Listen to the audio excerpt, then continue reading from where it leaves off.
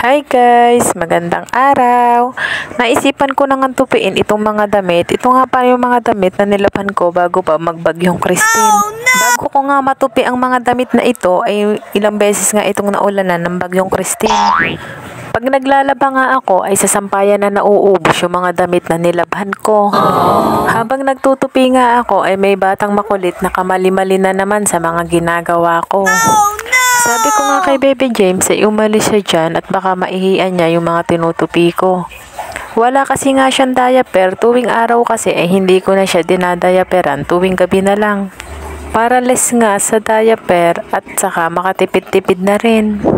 Ang problema ko nga lang ay parang lalong napapamahal pa. Sa buong maghapon ba naman ay halos kulang-kulang isang planggana ang naiihian niyang damit. Sabi ko nga ay bumili na lang ako ng 12 pesos lang naman ng diaper kesa naman tambak na naman ang labahin ko, hindi ko naman nga malabhan-labhan agad.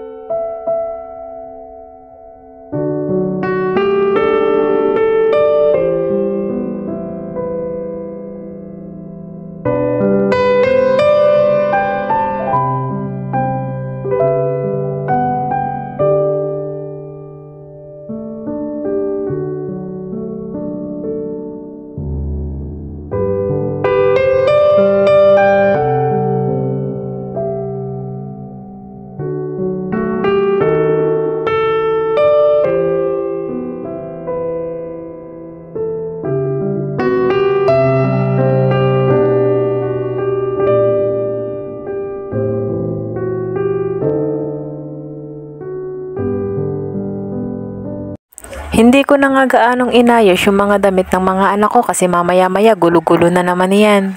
Aayusin mo nga ng pagkaganda-ganda pero mamaya naman binagyo na naman yung mga damitan nila. Oh no!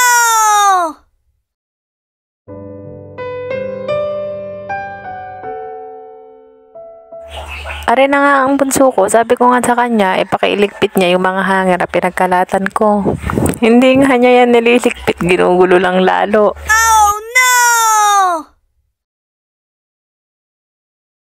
Liligpitin ko na nga yung mga hanger at ilalagay ko na nga yan sa labas para maayos na at mamaya-maya nga ay maglalaba na naman ako. Maglalaba nga ako ng mga basa ng mga bagyong Christine pa. Yung panganay ko nga anak ay nag-ihi na nga sa kama. Unang beses nga nag-ihi ng panganay ko, siguro nga sobra kasing lamig nung mga gabi na yun.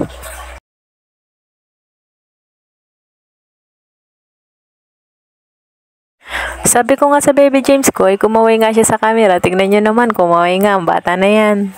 Napakabait nga ng Baby James ko, kahit nga maghapon lang siya dito sa kwarto ay hindi naman niya nagliligalik.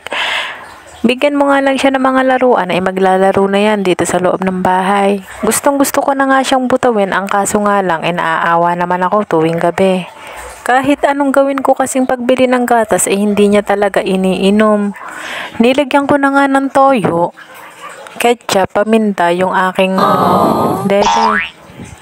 Ang kaso nga lang, napakatalino talaga ng Baby James nyo, pinupunasan niya para makadede siya.